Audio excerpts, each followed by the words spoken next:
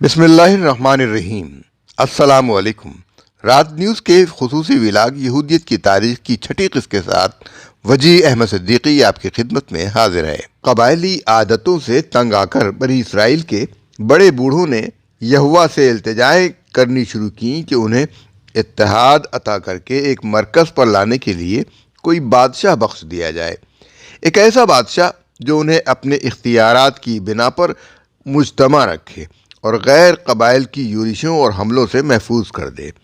سموئیل نبی نے شخصی حکمرانوں کی خرابیاں بیان کرتے ہوئے خبردار کیا اور کہا، وہ تمہارے بیٹوں کو لے جائے گا اور انہیں اپنا غلام بنا لے گا، اپنے رتھوں اور گھوڑوں کے لیے اسے کام لے گا اور اپنے رتھ کے آگے آگے انہیں دوڑائے گا۔ وہ انہیں 1000 پلٹنوں اور 50 کے دستوں پر سالار مقرر کرے گا اور انہیں اپنی زمینوں پر ہل چلانے اور کھیتوں کی ٹکائی پر لگائے گا، ان سے جنگیں لڑے گا اور تمہاری لڑکیوں کو مطبخ میں رکھے گا کہ طرح طرح کے پکوان پکائیں، اور وہ تمہارے کھیت، تمہارے انگوروں کے باغ، تمہارے زیتون کے درخت تم سے چھین لے گا اور اپنے ملازموں میں بانٹ دے گا، اور وہ تمہارے خادموں اور کام کرنے والی لڑکیوں اور بہادروں اور گدھوں کو زبردستی ہانک کر لے جائے گا اور اپنے کام میں لائے گا۔ وہ تمہاری بھیڑوں کا عشر مانگے گا اور تم اس کے چاکر بن کر رہ جاؤ گے، اور تم اس دن کو رو گے جس دن تم نے اسے اپنا بادشاہ چنا تھا، اور تمہارا رب تمہاری فریاد نہیں سنے گا۔ لیکن لوگوں نے سموئیل کی آواز پر کان نہ دھرے اور انہوں نے کہا، نہیں، ہم بادشاہ مانگتے ہیں تاکہ ہم بھی دوسری قوموں کی طرح ہو جائیں، تاکہ ہمارا بادشاہ بھی ہمارے ساتھ انصاف کرے اور ہمارا رہبر ہو اور ہماری جنگیں لڑے۔ عہد نامہ قدیم سموئیل 8 فقرات 10 تا 20۔ ان کا سب سے پہلا بادشاہ ساول تھا، جس نے ان کی مرادیں پوری کی۔ وہ ان کی جنگیں پوری بے جگری سے لڑتا رہا، اپنے صدر مقام جلیل میں سادہ زندگی بسر کرتا رہا، حضرت داؤد علیہ السلام کے خلاف قاتلانہ منصوبے بناتا رہا اور بالآخر فلسطینیوں کے ہاتھوں مارا گیا۔ اس بادشاہ کو قرآن حکیم میں جالوت کے نام سے یاد کیا جاتا ہے۔ اس کی موت نے بنی اسرائیل کو اس کے جانشین کے مسئلے سے دوچار کر دیا۔ بنی اسرائیل کی کتابوں کے مطابق حضرت داؤد علیہ السلام نے جالوت یعنی ساول کی زندگی ہی میں اپنی بادشاہت کے لیے خفیہ کارروائیاں شروع کر رکھی تھی۔ گویا انہیں نبی تسلیم کرتے ہوئے بھی یہ قوم انہیں سازشی قرار دیتے ہوئے نہیں شرماتی۔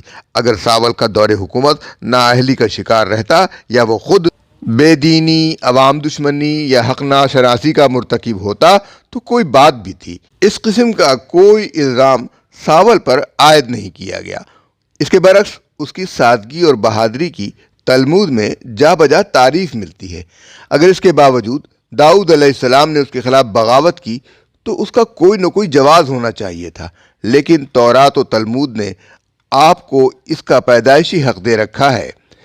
اس سلسلے میں آپ کو فلسطینیوں سے گٹھ جوڑ کرتے ہوئے دکھایا گیا، جن سے مل کر آپ نے اپنے ہم وطنوں، ہم قوم اور ہم مذہب بھائیوں پر چڑھائی کی، اور اس لڑائی میں آپ کو شکست ہوتی ہے اور آپ باغی سپاہی بن کر ملک کے جرائم پیشہ اور جلا وطن اوباشوں کی فوج مرتب کرتے ہیں، اودام کے غار کو اپنا بھٹ بنا کر ارد گرد کے علاقوں پر چھاپے مارتے اور کھاتے پیتے کسانوں کا غلہ لوٹتے ہیں، چرواہوں کی بھیڑیں اٹھا لاتے ہیں، اور جو کوئی اپنے حق کے لیے مدافعت کرتا ہے اسے موت کے گھاٹ اتار دیتے ہیں۔ یہ تصویر کھینچ کر بنی اسرائیل حضرت داؤد علیہ السلام کی تقدیس کا بھرم یہ کہہ کر رکھتے ہیں کہ لوٹ مار کی مہمات پر روانہ ہونے سے پہلے آپ اپنے بت سے مشورہ کر لیتے تھے، جو یہوہ کے احکامات اور خواہشات سے آپ کو آگاہ کر دیتا۔ جالوت کی موت پر اس کا بیٹا اسبوش تخت نشین ہوا۔ بنی اسرائیل کے 11 قبیلوں نے اسے تسلیم کیا، لیکن داؤد علیہ السلام نے اپنے لٹیروں کے گروہ اور اپنے قبیلے کی حمایت کے زور سے اکثریت کے منتخب بادشاہ پر دھاوا بولا۔ انہیں تخت شاہی کے دعوے دار کی حیثیت سے کوئی جواز حاصل نہ تھا، لیکن وہ قتل و غارت اور ناجائز حربوں سے کامیاب ہو جاتے ہیں اور حضرت موسیٰ علیہ السلام سے 400 برس کے بعد یروشلم کو فتح کر لیتے ہیں۔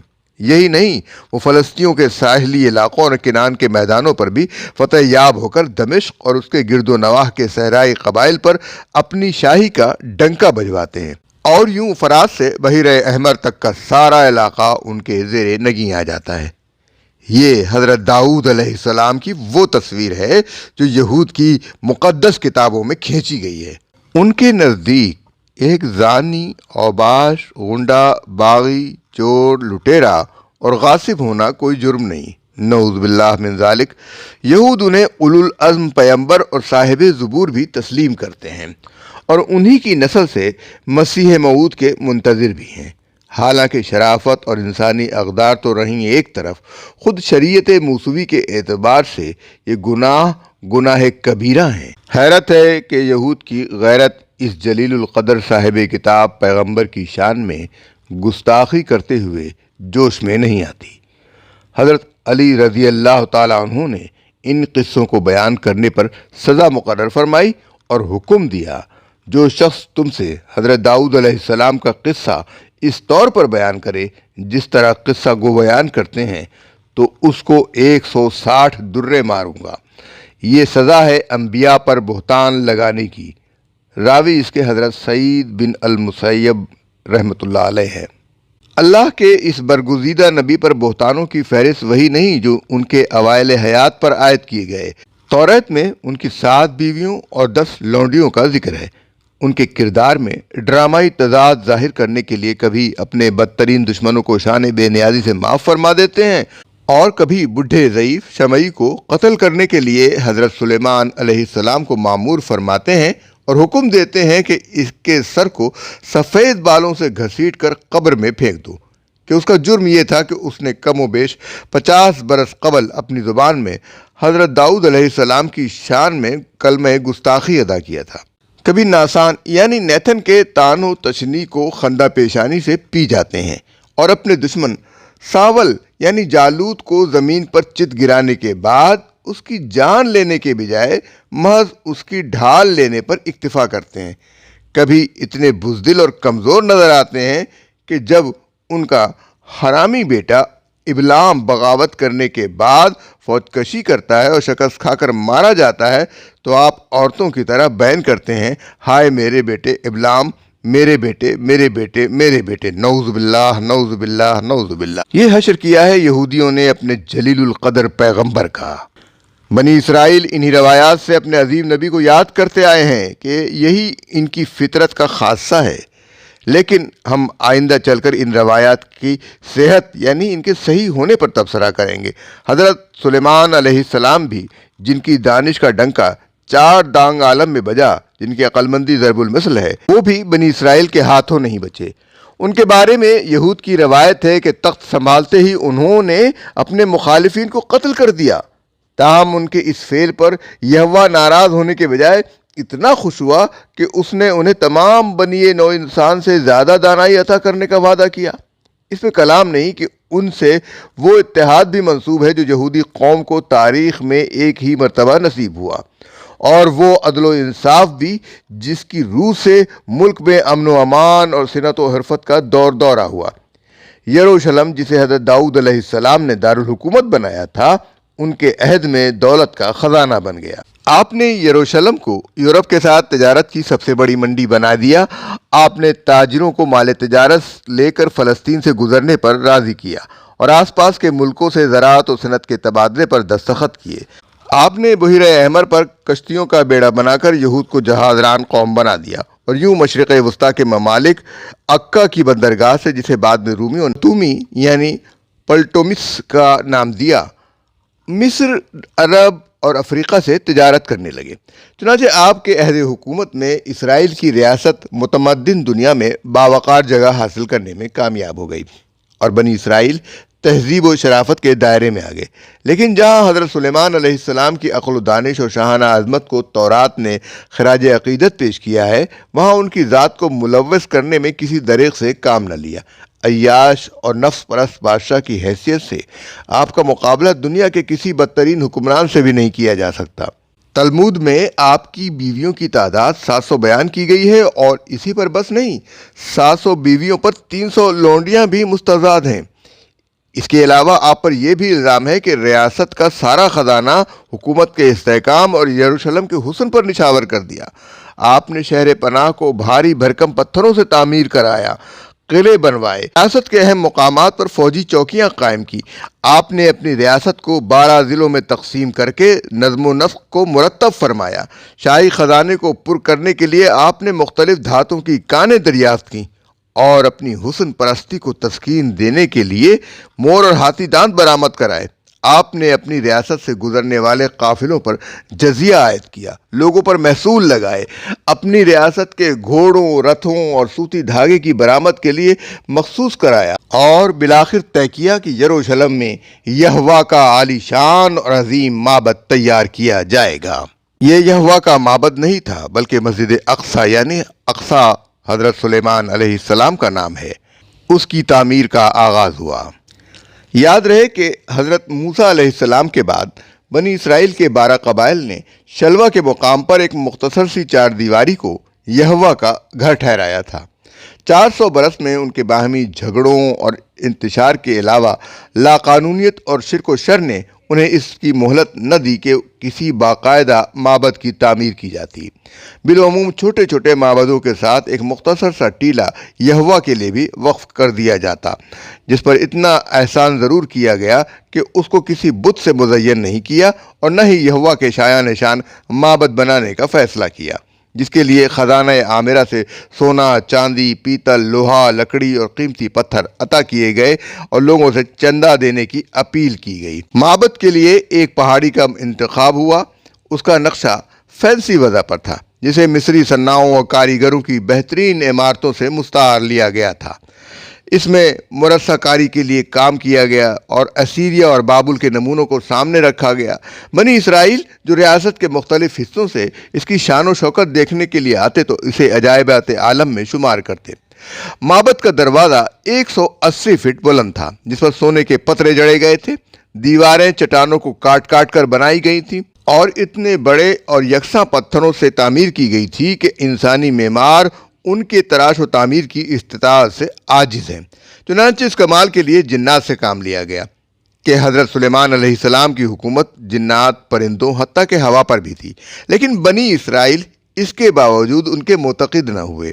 ان کو تورات میں ایسی تمام کمزوریوں اور بدعمالیوں کا حامل ٹھہرایا گیا جو دنیا کے کسی بھی نفس پرست اور خود غرض عامر سے منسوب ہو سکتی ہیں۔ اسی ہیکل کے بارے میں یہ بھی حضرت سلیمان علیہ السلام سے منسوب ہے کہ انہوں نے استارات اور حلاق کے بت رکھوائے اور ان کی پرستش کو جائز قرار دیا، حالانکہ حضرت سلیمان علیہ السلام کے وہ الفاظ بھی تورات میں موجود ہیں جو آپ نے ہیکل کا افتتاح کرتے ہوئے ادا کیے۔ آپ نے فرمایا تھا، یہوہ کی بادشاہت آسمانوں اور زمین میں ہے اور وہی خداوند خدا ہے، اس کے علاوہ کوئی نہیں۔ قرآن حکیم اس کی تائید میں فرماتا ہے، اور پیروی کی اس علم کی جو سلیمان علیہ السلام کی سلطنت کلام مجید کی شہادت میں شیاطین پڑھتے تھے، اور سلیمان نے کفر نہیں کیا لیکن شیاطین نے کفر کیا، سورہ بقرہ۔ تاہم تلمود کے بیان نے سیرت سلیمان علیہ السلام کو فسانہ عجائب بنا کر رکھ دیا ہے۔ اس کی روح سے سلیمان تنگ نظر، صاحب جاہ و جلال و عیاش و حریص و قاتل، بت پرست اور بات بات پر بگڑنے والا، مختصر یہ کہ جس پیڑ کے سائے میں بیٹھے اسی کو کاٹا۔ یروشلم کے لوگوں پر ان کی عنایات دوسرے صوبے کے عوام کی نسبت کہیں زیادہ تھیں، اور پھر انہیں اپنے شہر کے عظیم معمار پر ناز بھی تو تھا، جس نے اتنے گرانڈیل پتھروں سے ہیکل بنوایا اور اپنے لیے ہاتھی اور صندل کے محلات بنوائے، جن میں بڑے بڑے ہال قبریں تھے، اور اپنی خاص خاص بیگمات کے لیے علیحدہ علیحدہ کمرے تھے، جن کے فرش ایسے بلور سے بنائے گئے تھے کہ دیکھنے والے انہیں پانی کے حوض جانتے۔ لیکن 12 میں سے 11 صوبے ان کی عیاشی اور فضول خرچی سے نالاں تھے کہ ریاست کی تعمیر و استحکام کا بار زیادہ تر انہی کی گردنوں پر تھا۔ بالآخر جب حضرت سلیمان علیہ السلام نے یہوات کے قبیلے کو دوسرے قبیلوں پر فوقیت دے کر اس مساوات کو ختم کر دیا جو اب تک ان قبیلوں کی سلامتی کی ضامن تھی، تو بغاوت کی آگ بھڑکنے لگی۔ افراہیم قبیلہ جو مذہبی عبادات کے سلسلے میں معزز سمجھا جاتا تھا، اس آگ کو ہوا دینے لگا۔ چنانچہ حضرت سلیمان علیہ السلام کے وصال کے ساتھ ہی ریاست ٹکڑے ٹکڑے ہو گئی۔ دمشق نے اپنی خود مختاری کا اعلان کر دیا، عربوں نے بحیرہ احمر کا راستہ کاٹ ڈالا، مصر کے فرعون نے فوج بھیج کر ہیکل سلیمانی کو لوٹنے کا حکم دے دیا۔ 12 میں سے 10 قبائل اس کے مطیع ہو گئے، اور یوں ریاست پھر دو حصوں میں بٹ گئی۔ شمال میں 10 قبیلوں کی ریاست اسرائیل اور جنوبی پہاڑوں میں یہودا اور بنیامین کے قبیلوں کی ریاست یہودیہ شمالی ریاست اسرائیل اسمارا اور جلیل تک پھیلی ہوئی تھی۔ اس کا دارالحکومت سماریہ تھا اور معبد عزیزیم میں قائم ہوا۔ یہودیہ نے مذہبی اقتدار پھر لادی قبیلے کو سونپا۔ ہیکل سلیمان علیہ السلام کی عبادات ان کے ذمے اور اپنے عوام کو یہود کا نام دیا۔ یروشلم ہی ان کا صدر مقام رہا۔ ظاہر ہے کہ اس کے بعد دونوں میں خانہ جنگی چھڑ گئی، ان کی حیثیت گرتے گرتے قابل رحم ہو گئی۔ اسی اثنا میں مصر کا اقتدار ختم ہوا اور شام کو مشرق وسطیٰ کی قیادت حاصل ہو گئی۔ اسرائیل اور یہود دونوں نے اس کا باج گزار ہونا قبول کر لیا اور نینوا کو خراج ادا کرنا شروع کر دیا۔ لیکن یہ صورتحال بھی زیادہ دیر قائم نہ رہی۔ دونوں نے بغاوت کی۔ شامی حکمران سیناشرٹ نے اسرائیل پر چڑھائی کی، 10 قبیلوں کو زیر کیا، غلام بنایا اور ملک بدر کر دیا۔ یہودیہ پہاڑی علاقے میں ہونے کی وجہ سے محفوظ رہا۔ یہود بڑی بے جگری سے لڑے، لیکن جب دشمن یروشلم کے دروازے پر آن پہنچا تو خداوند خدا اسرائیل کے فادر نے اس کی فوجوں میں وبا پھیلا دی اور وہ بھاگ نکلیں۔ اس طرح یہودیہ ہی نہیں، مصر بھی شامی حملہ آوروں کی دستبرد سے محفوظ رہا کہ شامیوں کی اگلی منزل وادی نیل تھی۔ کمال یہ ہے کہ یہود اور مصری دونوں اپنی گلو خلاصی کے لیے اپنے اپنے خداؤں کے احسان مند ہیں۔ دونوں اس معجزے کے لیے اپنے دیوی اور دیوتاؤں کی بارگاہوں میں جھک گئے۔ اس ہیکل سلیمانی کی تلاش میں آج یہودی مسجد اقصی کو تباہ کر دینا چاہتے ہیں۔ اس حضرت سلیمان کے بارے میں ان کی رائے کیا تھی؟ ملکہ سبا اور حضرت سلیمان علیہ السلام کے بارے میں قرآن حکیم میں ارشاد فرمایا گیا، اس پر وہ پکار اٹھی، اے میرے رب، آج تک میں اپنے نفس پر بڑا ظلم کرتی رہی اور اب میں نے سلیمان کے ساتھ اللہ رب العالمین کی اطاعت قبول کر لی۔ سورۃ النمل آیت 44۔ یہودی ربیوں کی روایات میں حضرت سلیمان علیہ السلام اور ملکہ سبا کا قصہ اپنی بیشتر تفصیلات میں قرآن سے ملتا جلتا ہے۔ حدود کا غائب ہونا، پھر آ کر سبا اور اس کی ملکہ کے حالات بیان کرنا، حضرت سلیمان علیہ السلام کا اس کے ذریعے سے خط بھیجنا، حدود کا عین اس وقت وہ خط ملکہ کے آگے گرانا جبکہ وہ آفتاب کی پرستش کو جا رہی تھی، ملکہ کا اس خط کو دیکھ کر اپنے وزراء کی کونسل منعقد کرنا، پھر ملکہ کا قیمتی ہدیہ سلیمان علیہ السلام کے پاس بھیجنا اور خود یروشلم پہنچ کر ان سے ملنا، ان کے محل میں پہنچ کر یہ خیال کرنا کہ حضرت سلیمان علیہ السلام پانی کے حوض میں بیٹھے ہیں اور اس میں اترنے کے لیے پائچے چڑھا لینا، یہ سب ان روایات میں اسی طرح مذکور ہے جس طرح قرآن میں بیان ہوا ہے۔ مگر ہدیہ وصول ہونے پر حضرت سلیمان علیہ السلام کا جواب، ملکہ کے تخت کو اٹھوا منگوانا، ہر موقع پر ان کا خدا کے آگے جھکنا اور آخر کار ملکہ کا ان کے ہاتھ پر ایمان لانا، یہ سب باتیں بلکہ خدا پرستی اور توحید کی ساری باتیں ان روایات میں ناپید ہیں۔ سب سے بڑھ کر غضب یہ ہے کہ ان ظالموں نے حضرت سلیمان علیہ السلام پر الزام لگایا ہے کہ انہوں نے ملکہ سبا کے ساتھ معاذ اللہ زنا کا ارتکاب کیا اور اسی حرامی نسل سے بابل کا بادشاہ بخت نصر پیدا ہوا جس نے بیت المقدس کو تباہ کیا۔ جیوش انسائیکلوپیڈیا جلد 11 صفحہ 443۔ اصل معاملہ یہ ہے کہ یہودی علماء کا ایک گروہ حضرت سلیمان علیہ السلام کا سخت مخالف رہا ہے۔ ان لوگوں نے ان پر تورات کے احکام کی خلاف ورزی، غرور حکومت، غرور عقل و دانش، زن مریدی، عیش پرستی اور شرک و بت پرستی کے گھناؤنے الزامات لگائے ہیں۔ جوش انسائیکلوپیڈیا جلد 11 صفحہ 439 اور 441۔ اور یہ اسی پروپیگنڈے کا اثر ہے کہ بائبل بھی انہیں نبی کے بجائے محض ایک بادشاہ کی حیثیت سے پیش کرتی ہے، اور بادشاہ بھی ایسا جو معاذ اللہ احکام الہی کے خلاف مشرک عورتوں کے عشق میں گم ہو گیا، جس کا دل خدا سے پھر گیا اور جو خدا کے سوا دوسرے معبودوں کی طرف مائل ہو گیا۔ سلاطین 11 اور 1 سے 11 آیات۔ ان چیزوں کو دیکھ کر اندازہ ہوتا ہے کہ قرآن نے بنی اسرائیل پر کتنا احسان کیا ہے کہ ان کے اکابر کا دامن خود ان کی پھینکی ہوئی گندگیوں سے صاف کیا، اور یہ بنی اسرائیل کتنے احسان فراموش ہیں کہ اس پر بھی یہ قرآن اور اس کے لانے والے کو اپنا دشمن سمجھتے ہیں۔ حضرت سلیمان علیہ السلام پر تصویر سازی کا الزام بھی انہوں نے لگایا۔ سورہ سبا کی 13ویں آیت میں فرمایا گیا، وہ اس کے لیے بناتے تھے جو کچھ وہ چاہتا، اونچی عمارتیں، تصویریں، بڑے بڑے حوض جیسے لگن اور اپنی جگہ سے نہ ہٹنے والی بھاری دیگیں، اے آل داؤد عمل کرو شکر کے طریقے پر۔ اصل میں لفظ تماثیل استعمال ہوا ہے جو تمثال کی جمع ہے۔ تمثال عربی زبان میں ہر اس چیز کو کہتے ہیں جو کسی قدرتی شے کے مشابہ بنائی جائے، قطع نظر اس سے کہ وہ کوئی انسان ہو یا حیوان یا کوئی درخت ہو یا پھول یا دریا یا کوئی دوسری بے جان چیز۔ تمثال نام ہے ہر اس مصنوعی چیز کا جو خدا کی بنائی ہوئی کسی چیز کے مانند بنائی گئی ہو۔ تمثال ہر اس تصویر کو کہتے ہیں جو کسی دوسری چیز کے صورت کے مماثل بنائی گئی ہو، خواہ وہ جاندار ہو یا بے جان۔ اس بنا پر قرآن مجید کے اس بیان سے یہ لازم نہیں آتا کہ حضرت سلیمان علیہ السلام کے لیے جو تماثیل بنائی جاتی تھیں وہ ضرور انسانوں اور حیوانوں کی تصاویر یا ان کے مجسمے ہی ہوں گے۔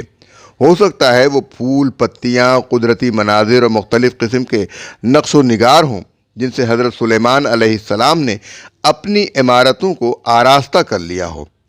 غلط فہمی کا منشا بعض مفسرین کے یہ بیانات ہیں کہ حضرت سلیمان علیہ السلام نے انبیاء علیہ السلام اور ملائکہ کی تصویریں بنوائی تھیں۔